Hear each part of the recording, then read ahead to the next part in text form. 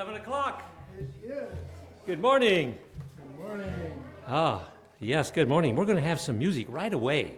We love to start. Just welcome to the morning, and let's get started with music. Let's stand and sing our congregational song. Right there, right? And you got it in a little insert? Uh-oh. Separate insert? Does everybody have one? You don't, we can get you one.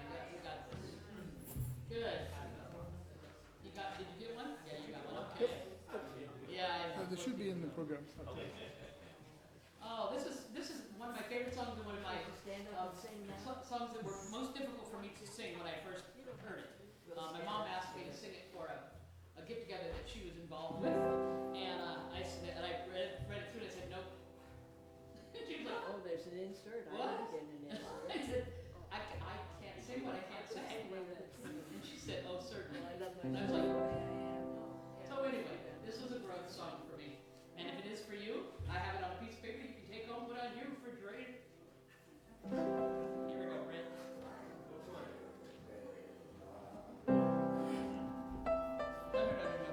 No, I love myself, Brent.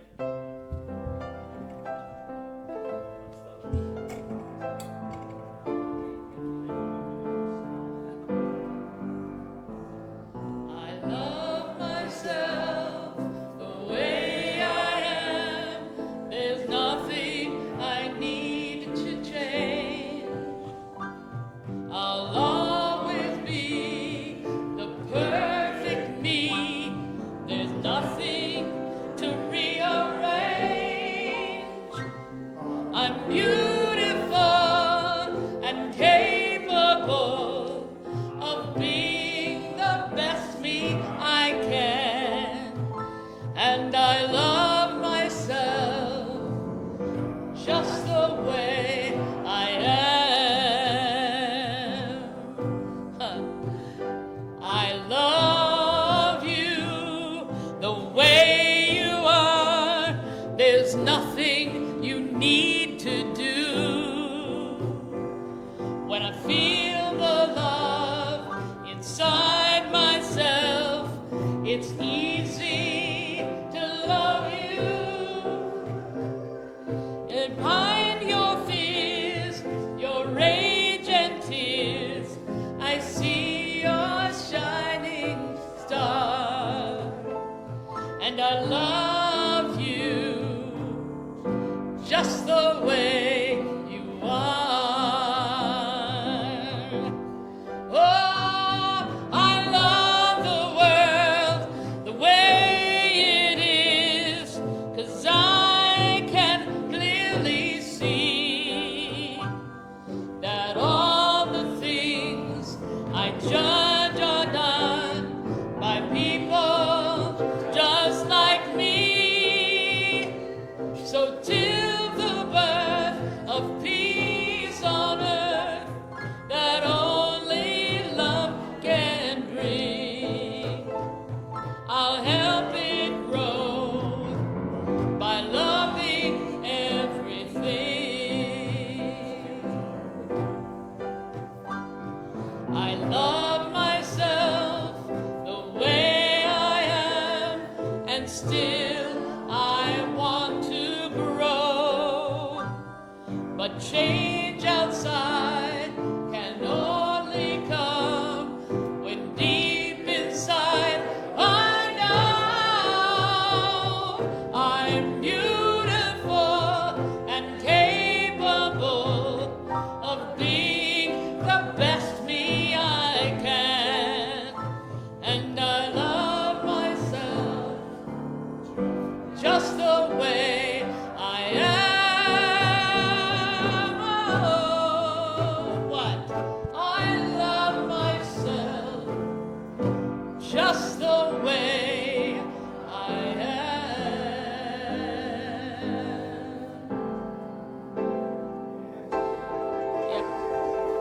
Yep. Oh my gosh. I love myself just the way I am. Wow, that's quite a statement, isn't it? Yes, it is. Oh. It's the truth. Okay, thank you, Rabbi. Yes. Okay. Welcome to Woodland Chapel. We're Satan's first and foremost center of spiritual living. We have that name, Woodland Chapel, the Salem Center for Spiritual Living, for a reason. Is there anyone visiting us for the very first time? I know there is. I just met a wonderful person right here. Welcome. We also want you to have a welcome envelope. I don't know if you got one or not when you came in. We're going to make sure you get one here. It's got a gift there for you. It's a magazine. But I think you'll like that magazine if you read it. Yeah. It's a dynamite spiritual sample with a Get Acquainted page in there. There's a little flyer. And this little page, just if you want to, we like to stay in touch with you and send you notices about our events and things. Just fill that in. We'll talk later on that. So that's the best way to connect with you. Just let us know if you want a phone call or not. And if you didn't have the opportunity to receive the new visitors pack, we got one. Oh, you got one. Okay. Anyone else that's brand new here this morning? I recognize all your faces. Okay. Brand new right here. It's brand new every day. Every morning. Okay. Okay, we got some important announcements to take home and stick on the refrigerator on the back of your program. You'll see them there. Don't lose them. Don't forget we do have soup for the soul today.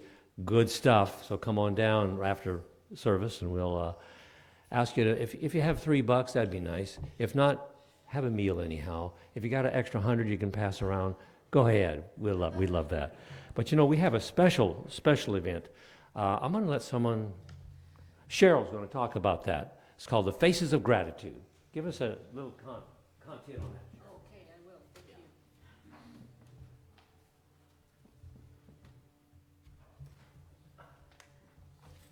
Thank you. There. Good morning. Good morning. I'm Cheryl Ostrander. I'm your perfect practitioner. Why are we talking about gratitude in October? I don't know. But it could be because it gives you a jump start into the month of gratitude, which most people talk about gratitude in November. And so I would just like to share some words from Meister Eckhart, a mystic, theologian. If the only prayer you ever say in your entire life is thank you, it will be enough. Now, there's a lot of feelings around gratitude, and sometimes I don't have time for gratitude. I don't know about you, but sometimes I'm just too busy for gratitude, or maybe I just don't feel it, you know. Sometimes it's a little hard to access. We're going to explore some of those issues, so some of those feelings, and everyone is welcome.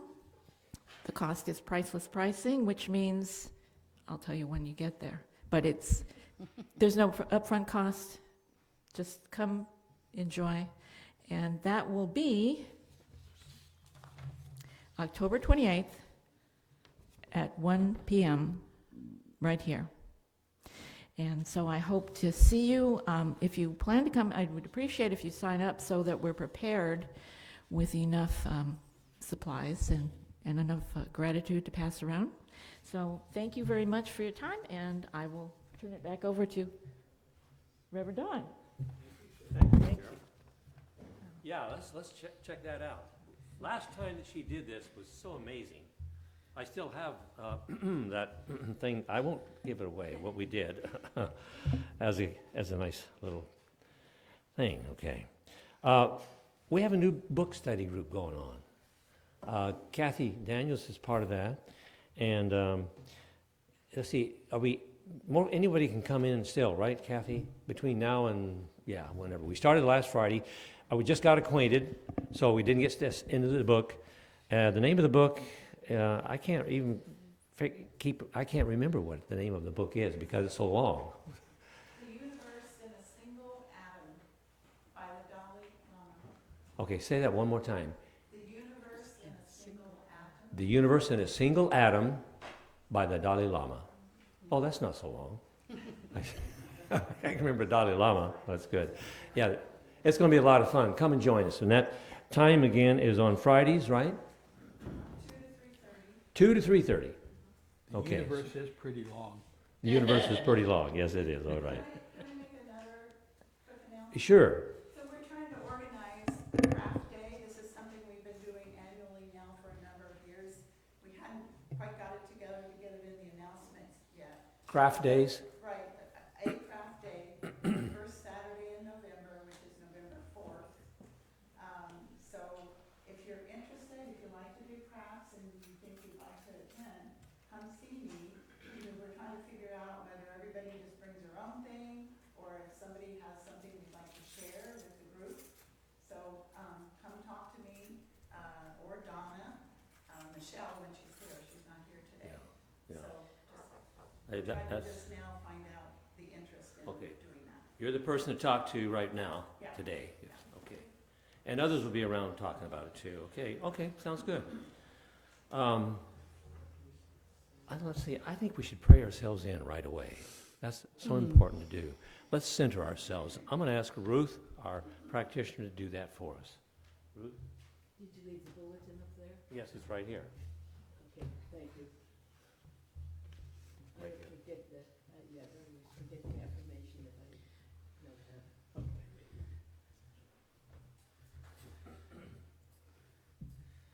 That's Ruth and Ronnie you're going to meet here. Yes, again, we're two together until the end of the class. Hold the mic down. I could grow a little, but I can't, he's too heavy. Okay, let's see, he's got this, yeah, okay. All right, well, let's start here. We open the day, and it's beautiful. And it's raining, and it's beautiful. And so I welcome you all here, and if you will go within with me now, and I will say in my own voice, I am God, I am good, and I know the way, and I welcome anyone to come with me. This is the day that the Lord has made, and love, light, and joy is all within. And I know that those voices today that speak from this mic are all within the range of your knowledge. And you will know exactly how to solve all the problems in your life.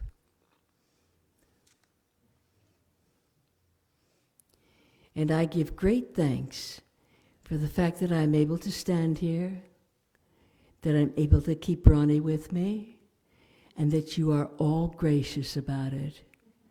And I know.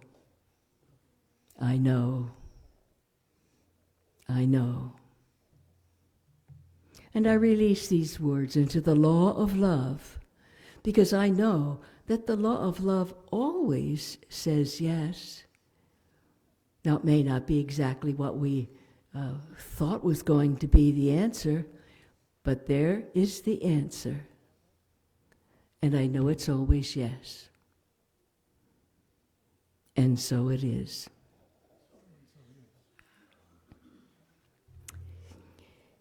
Now, in your program, there is a word of affirmation. If I can get my eyes in the light. Ronnie can't read yet, so he's of no help. So if you will join me in saying the affirmation. I am confident that any feelings of discomfort that I may feel for any situation are replaced by trust. Trust is the meticulous way the universe reveals itself and weaves divine purpose into my living experiences. I am so thankful for this truth, lighting my way and guiding my life. And so it is.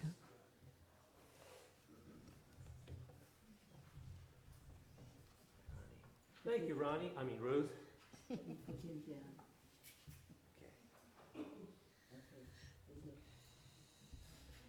We'll see you later, Ronnie. Yeah. He can walk, he just doesn't go up and down very well. Okay, my goodness gracious sakes alive. You know, today we have our longtime senior minister who's had a sabbatical this summer, and Reverend Maur Horton. I think we have a reading, Reverend. Oh, I think we should call. before we have Reverend Maur Horton, we do have a reading, and I apologize, Jim. We love to have Jim's reading, so get up here and give us that reading, Jim. Did you have a joke to go along with that reading, Jim, that you did last time? Oh, my goodness. No. Uh-oh. But I don't really want to outshine you on your jokes. No. That would be hard. That would be hard. That would be a paradox. You got Very it. good. Very good.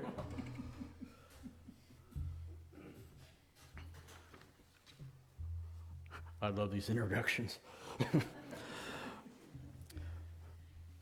In pondering this month's topic of paradox, and the title of today's reading, Truth Behind Fact, I did find an interesting quote penned by English author Richard Le Gallienne.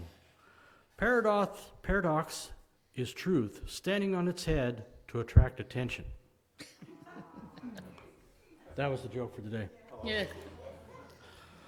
Ursula Le Guin quotes, "When action grows unprofitable, gather information.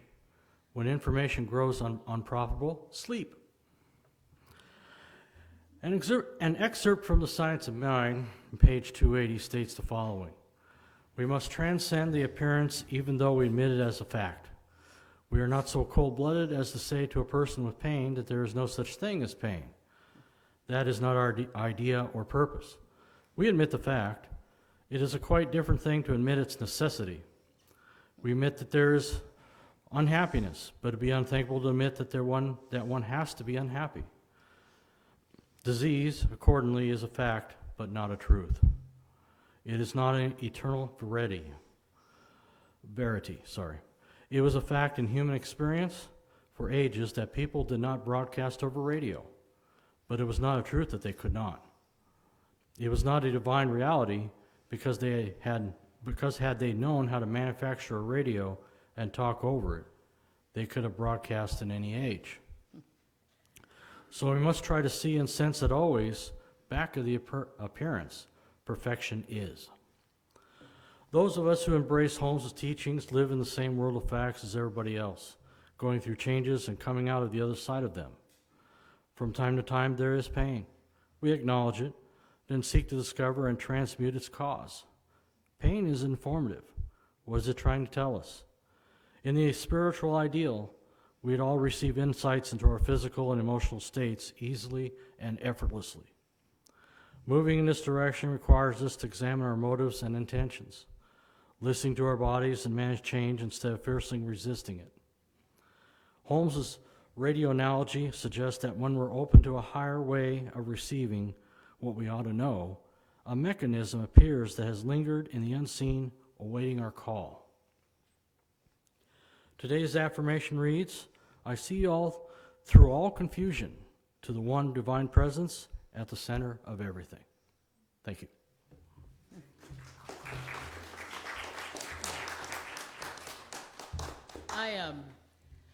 I grew up with thinking for a long time that my mom was a little absent-minded. At Christmas time, she would put out all these wonderful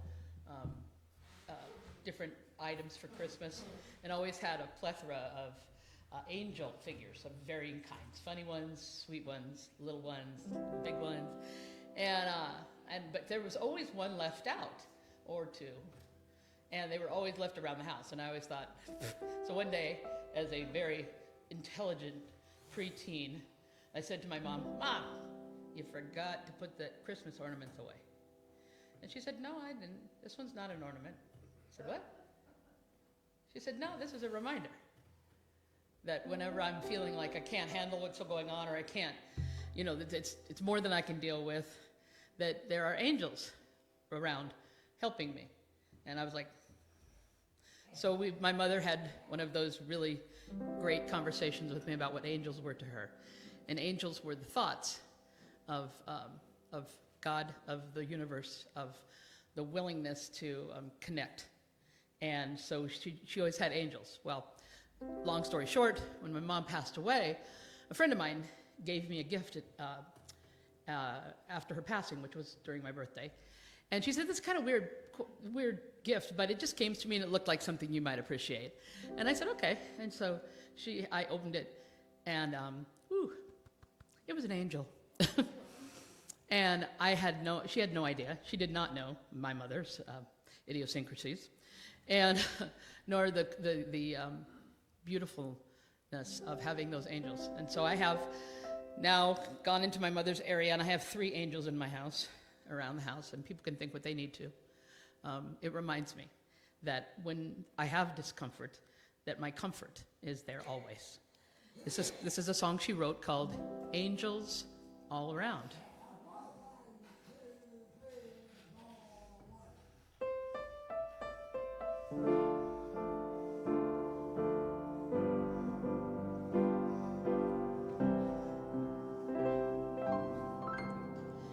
Angels all around,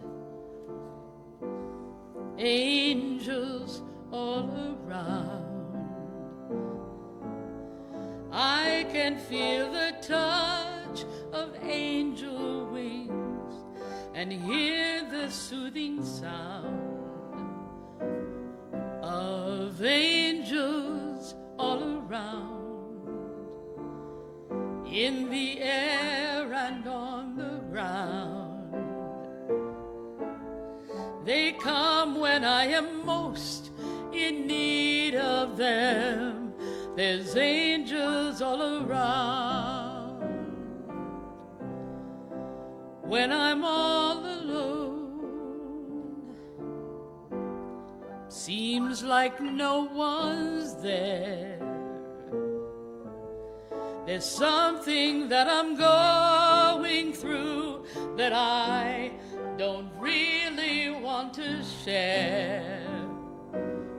Oh, and when I've lost my way and my heart is feeling down, it's then I hear the whispers in my ear of angels all around, angels all around, angels all around. I can hear them whispering to me. I hear the soothing sound of angels all around.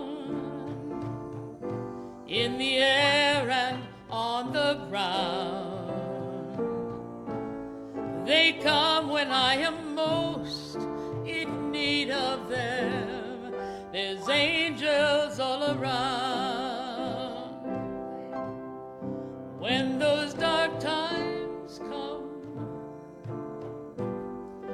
when I seem to lose my hope, when hiding from the world and all its pain is how I seem to cope, when I need to see which way I need to go, then I reach out and feel their touch and know there's angels all around. Oh, angels all around. Angels all around. I can feel the touch of angels' wings and hear their joyous sound of angels all around, in the air and on the ground. They give me all the courage that I need. There's angels all around. Doubting minds might say, do you see angels every day. Well, I can answer honestly, they come most often when I pray. When I need a smile, or perhaps a word or two, they come when I am most in need of them, and they often look like you. Angels all around, angels all around.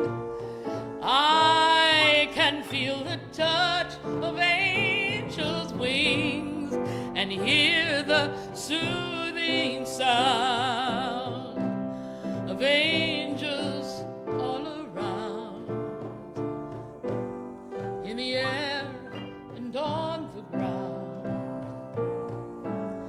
They come when I am most in need of them. There's angels all around. They come when I am most in need of them. There's angels all around.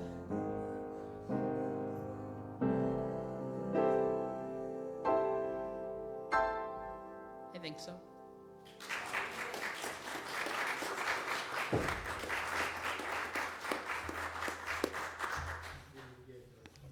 Isn't there a lot of truth in that song? Angels all around. Well, our next session here is going to be one of a good one.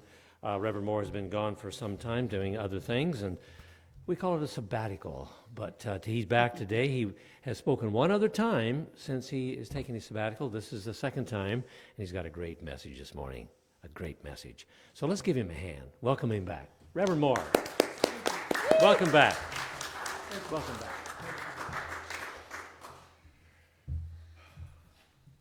Let me get this out of the way here. Okay. Good morning.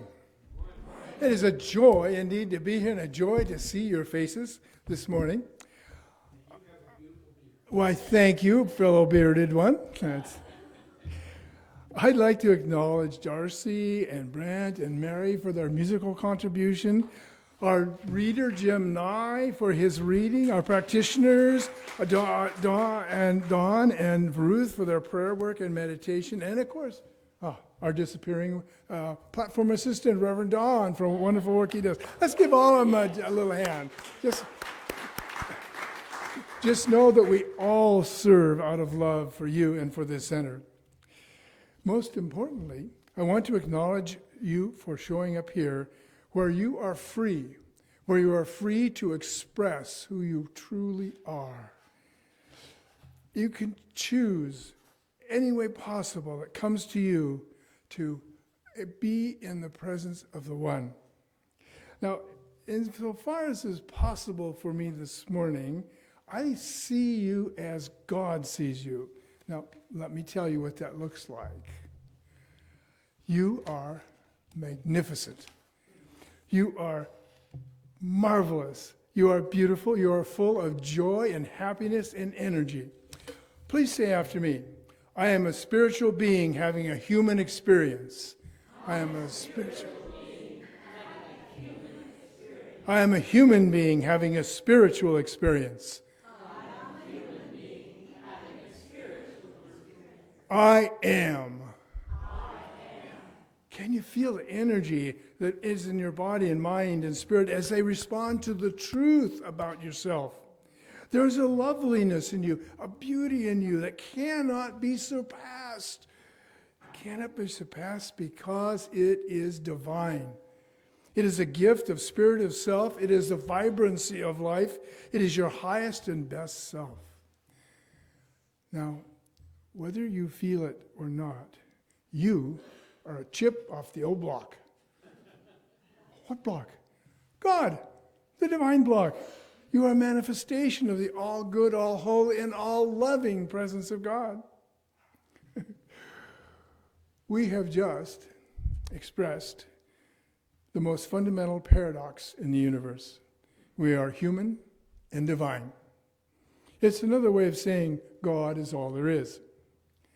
Understanding this paradox, this truth standing on its head to get attention, as we so lovingly heard already this morning, gives us a chance to live in freedom. Because you live free and you live from the truth of who you are. You see, you may know with me that I am free. I'm free in body and mind and in spirit. I'm free in all my relationships. And repeat after me, I am free in spirit.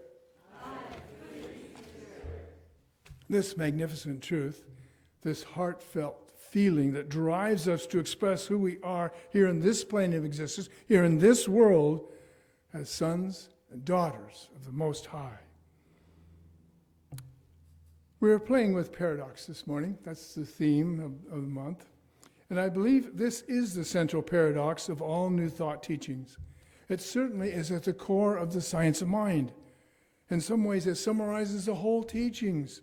We live in and are the presence. This morning's topic is getting comfortable with discomfort. That's the title, I think, was on the program somewhere. All right. Here's the first one out of the box. I am uncomfortable saying, I am God. Has anybody else got? Apparently so was Ernest Holmes, our founder, when he wrote on page 41 of the Science of Mind text. It has been said that we can know God only insofar as we can become God. This is a far-reaching thought and should be carefully scrutinized. It is to be taken figuratively and not too literally, for we cannot really become God, but we can and do partake of the divine nature. And the universe does personify itself, though in varying degrees, according to each person's receptivity to it. I can go with that. It's not so hard to accept once we realize the truth of it, but from the individual stance, first of all, it seems like a non sequitur. I mean, I know that I am not God, the almighty, all-knowing, everywhere present being. I'm here. I'm here speaking with you this morning. Yeah, I have some knowledge of many things, but not even all the knowledge of the many disciplines and of the sciences and other studies, biology and physics and quantum mechanics, not to speak of history and English and sociology and psychology and aerodynamics. Why? Oh, I chose that aerodynamics because I flew from California to Portland recently and marveled at how the plane flies. With today's technology, I may have access to much, if not all, of this information, but likely as not, I wouldn't remember it all. Now, one way to put this paradox, this divine paradox, into perspective is to assert the idea of the soul or life essence that is our higher self. I believe my higher presence is everlasting, participates in the life of God, and benefits from all that is known and will be known. So, I can see that. I am comfortable saying, all I am is of God and it expresses some attributes of the divine. But I'm not all of God on this plane of existence. Let me take a little refreshment here.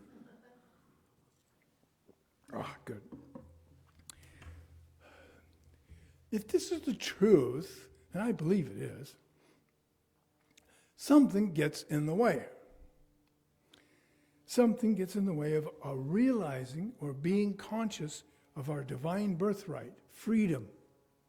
We learn from our parents, from our teachers, from our experiences in life, what we go through, the rough and the tumble and the bounces that we have in life. And oftentimes we come away with a message that is, I'm not enough. I fail to be perfect. I'm not even really a part of life.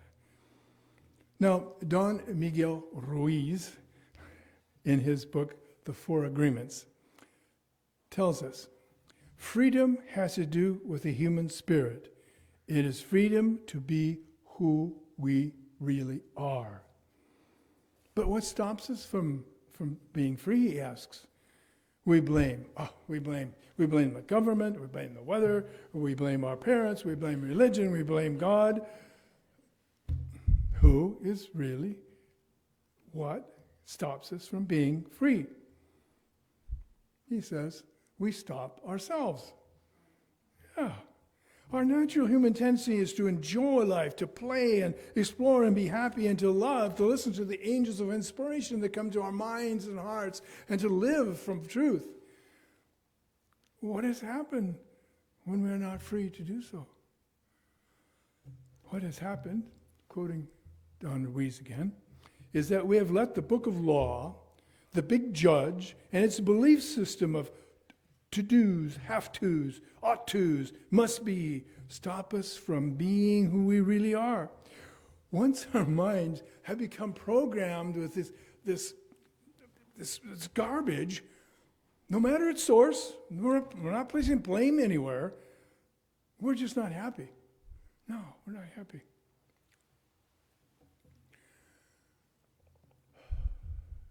Mary O'Malley, in What's in the Way is the Way, calls this garbage spells. They are mental spells that exist in our mind, like an incantation spell. You've heard of those type of things. These spells include ideas about life and fear-based belief that we've taken on largely when we're young and then reinforced by living with them and making them happen in our lives. Now, Mary sees 8 such spells of false belief about oneself. I'm going to name them. And I ask you to listen and see if any cause discomfort in your mind or heart. Foundational spells. I am separate from life.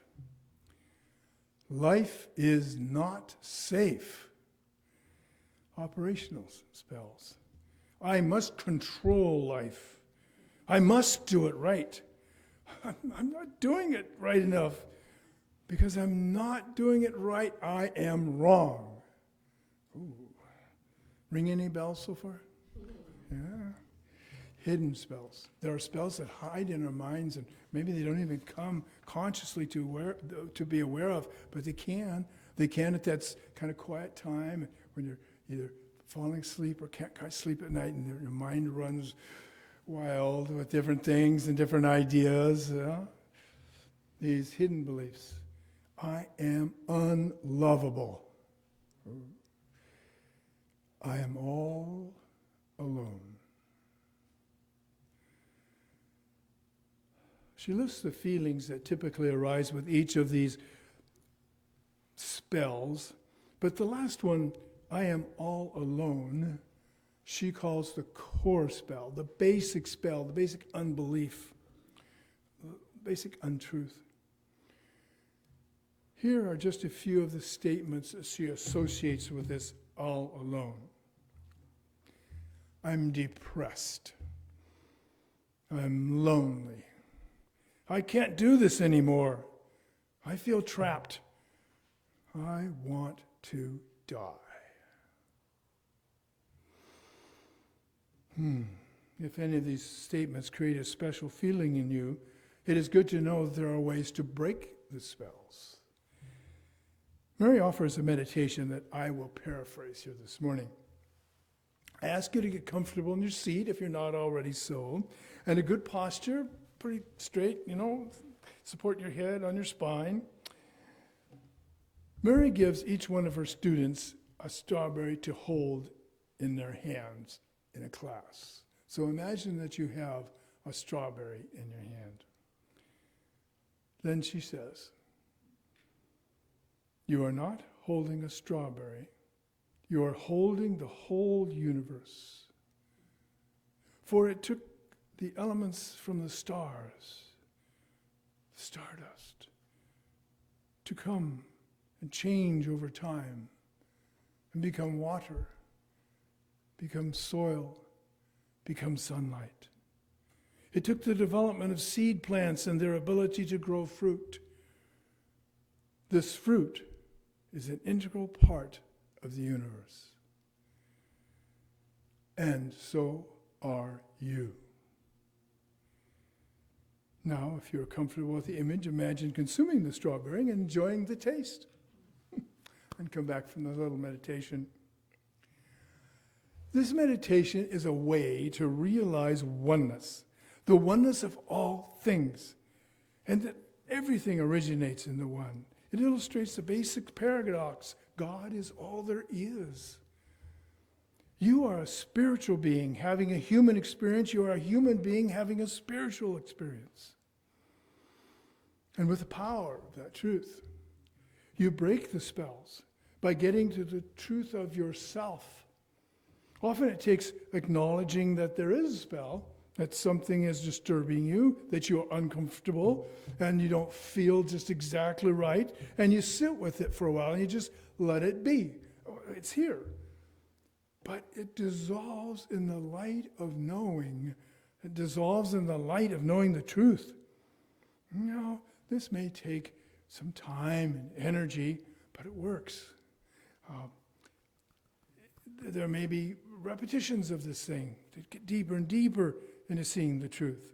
Paraphrasing Dr. Ernest Holmes, our founder, as darkness gives way to light, the truth frees our minds from darkness, and might I add, from spells.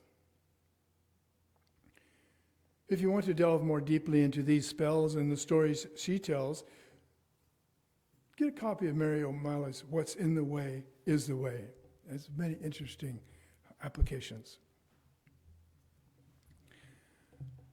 I'd like to talk about discomfort on the physical level now. I will share a brief personal story. Friday was a rare day for me. I really didn't have any appointments as such. I was considering I'd have to work on my talk for Sunday. Yeah, to do that. I wanted to exercise. I believe it's important to exercise to keep body and mind, keep the blood flowing to the brain so things can heal. And I had to pick up some cleaning. But I said, maybe I better stay home and work on my talk. Then my beloved wife, Vicki, asked me to take a medical release from her doctor, so get that from her doctor so I could attend with her rock steady boxing next week. That's a Parkinson's thing. Have you heard of rock steady boxing? Yeah, some people have. It does involve hitting a punching bag, but that's not the whole thing. and her admonition was, do it today. Okay, that cinched it. Off I went. I did a quick treatment, asserting that all was could work out well. And having completed the various tasks, I noticed my right eye was irritated. Now, I felt like the eyelash. You ever had that before, where your eyelash turns under and kind of scratches the eyeball? Anybody? A few, anyway. I had been ignoring that irritation for a couple of days. I called my ophthalmologist to arrange for treatment. That's who I thought of. The scheduler gave me an appointment for October 24th at 4 p.m. I said, okay, but I wonder if I could get this treated sooner, like today. She asked if I could see another doctor besides my ophthalmologist. I said yes. She set an appointment for the very same day, Friday, at 4 o'clock, with a different doctor. Now, that meant going home to Kaiser and coming back downtown. But not 3 minutes later, she called back and said, could I come in earlier? I said, yes, with great enthusiasm. I can come in earlier, you bet. I got right in. I got my eye numbed, and the good doctor wiped away. He said a little piece of dust or something. It wasn't an eyelash at all. It could have stayed there for quite some time. I felt better, especially the first numbing drop. It relieved the pain. I can't remember any other time in my medical history that I saw an eye doctor the very same day. It's really good. The eye is better, and I have even more evidence that the universe responds to our intentions, especially when accompanied even by the briefest prayer or affirmation. Now let's relate this story to paradox. I had got stuck on one side of a paradox. To do nothing is to do something. I was on the do nothing side for a couple of days. Inaction and action. So I took action to resolve the eye pain. I stepped away from the being trapped in that do nothing is the same as getting something done. I mean, I've ignored pain before. I've ignored things, and they eventually go away. But by stepping back and looking at what was happening, and it wasn't right to ignore what had been going on for the past 2 days. So I was open to a third way. Try something, even if it seems unlikely. I mean, who calls the ophthalmologist and gets in the same day? I don't know. I'm just lucky. Lucky. Yeah. Everything works in perfect divine right order. I like to pivot a moment in this talk to the world we find reported in the news. We live in tumultuous times. Disorders, discussions, and disruptions paint the airways and fill our television screens. War dominates the news. Recriminations from leaders fill the media. The aftermath of mayhem and bombings are pictured daily. Changes in political arenas result in topsy-turvy actions. The politics of it all seems so vastly dysfunctional, deadlocked, it seems at times. People worry, fear abounds in so many hearts. Yet, I've got to believe that somewhere in the many factions who subscribe to the paradox of conform or die, oh, that's a powerful one, isn't it? Someone or several others can lead the way to change. As Heraclitus said many centuries ago, change is the only constant. It may seem impossible, but we can always stand in principle. Do you remember the race riots of the 60s? Watts, 1965. Remember that? Did you hear about that? It looked impossible to resolve racial tensions. One woman started it. One woman stood up. One woman refused to move to the back of the bus. One woman.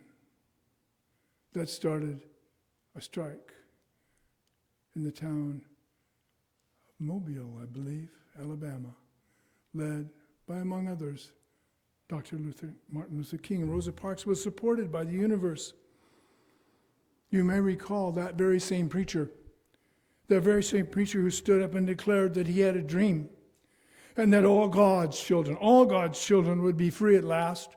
Thank God Almighty, free at last. 1963. Today we have the Civil Rights Act passed in 1964 and a massive public attitude change in behavior. Oh, it's not all perfect. Certainly there's still some who harbor the dysfunction of hatred of others, but it has changed dramatically in housing, in jobs, and in public policy. There have been positive developments because someone stood up. Because someone stood up and said the truth.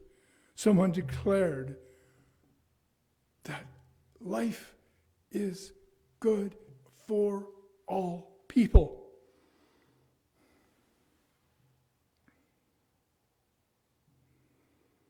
There's a scriptural saying, with man this may be impossible, but with God all things are possible. Matthew 19. Let us be firm in our conviction that in God we are spiritual beings, influencing our own human experience, bringing change to part of the world, our part of the world, the part that we live in, and helping make way for the change in the world as a whole. We love, we forgive, and we are kind. These acts carry a positive vibration that can and will calm the waves of violence and bring peace to our souls and the world. So I believe. There's always another way. There's no need to be trapped in the paradox of dysfunction. We know who and what we are, the sons and the daughters of the Most High, emanations of the divine, manifesting divine qualities. And as we embody this truth more deeply in our minds and our hearts, our personal experience of the world changes for the better, as it will for the whole world. Please join me in restating the fundamental truth we started. Say after me, I am a spiritual being having a human experience. I am a human being having a spiritual experience. I am. Let's amplify a little bit. Let's try a few more statements to get to the heart of this matter. I know who and what I am and what I want. I know who and what I am and what I want. I am confident, strong, and powerful. I am a channel for divine goodness. I am a chalice of love. I am a sacred vessel for kindness. I love myself just the way I am. Let's try that one again. I love myself just the way I am. I love all people. And I do what I can to make this world work for everyone. I do what I can to make this world work for everyone. That's our message for today. Namaste.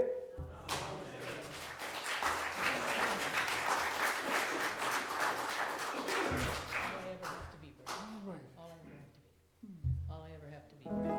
Thank you.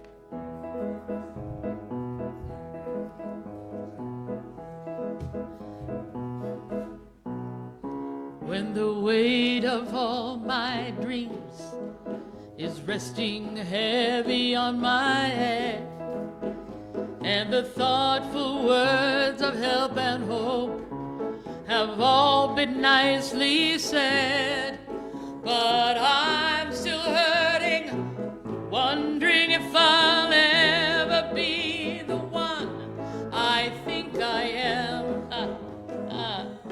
I know I am. Then you gently remind me that you made me from the start. And the more I do my best, the more I know you're in my heart. And I realize the good in me is always there because of who God is and who I am. All I ever have to be is what God made me.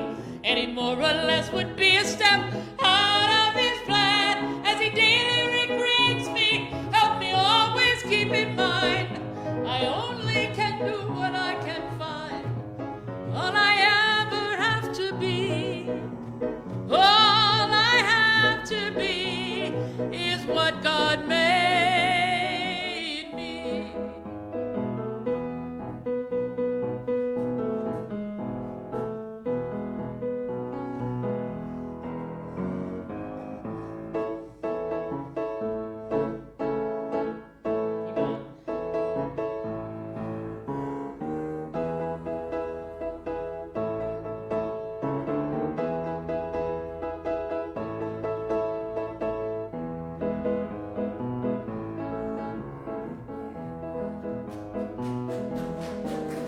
Then God gently reminds me that He made me from the start. And the more I do my best, the more I feel it in my heart. And I realize the good in me is always there because of who God is and who I am. All I ever have to be is what God made me. Any more or less would be a step out of His plan. As He daily recreates me, help me always keep in mind, I only have to do what I can find. All I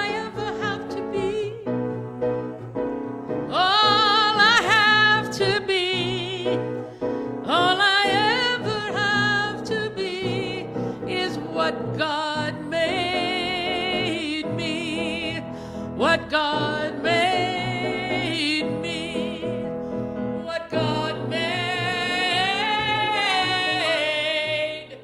me.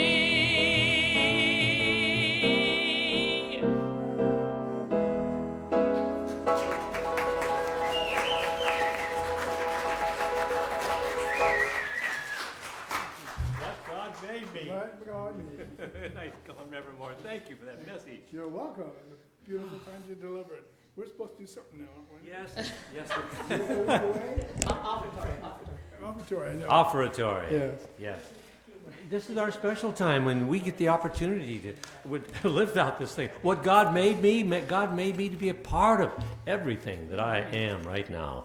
And a part of what you do and what we all do here after a message or during the message, whatever, is we prepare ourselves to show our appreciation afterwards of why we have this wonderful place we can come and be what God made me. We can come and have community. So I'm going to ask Shannon to come forward, and could you lead us in the Oh, I'd be happy. message? Yeah, we're going to, Okay. on the program, right, Reverend Moore? Right, on the program, under the word offertory, let's read together. Divine love moving in and through me blesses and multiplies all that I am, all that I have, and all that I give, and all that I receive. Thank you, God.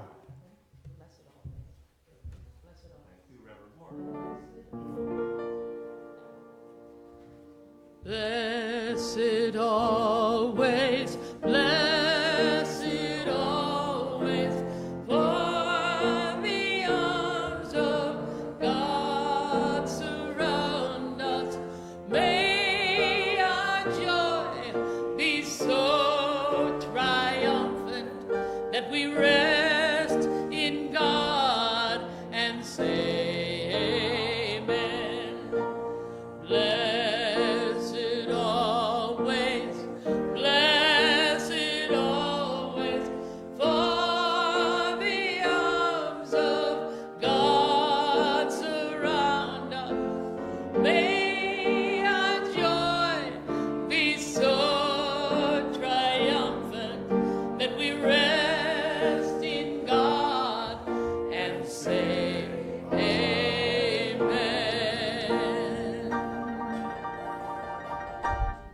The amen that, yeah, go ahead. Yeah, you want to give her a clap. The amen that resounds in my heart is an amen that says yes. That says yes to the beauty of the universe. That says yes to the power of the universe. That says yes to healing, to joy, to energy, and to life as is expressed right here in us, as this very chapel in Woodland Chapel Center for Spiritual Living. We are so grateful to be part of the sweep of life and the power and energy of being who we are, that we just give thanks for it all as it moves from our hearts and our hands to the universe. And so it is. So it is. We have now a prayer of protection. If you'd like, you might like to stand at this point, and certainly at the last song we'll stand. And it is printed in the program. The light of God surrounds us. The love of God enfolds us. The power of God protects us. The presence of God watches over us. Wherever we are, God is, and all is well. Let's join in singing the peace song.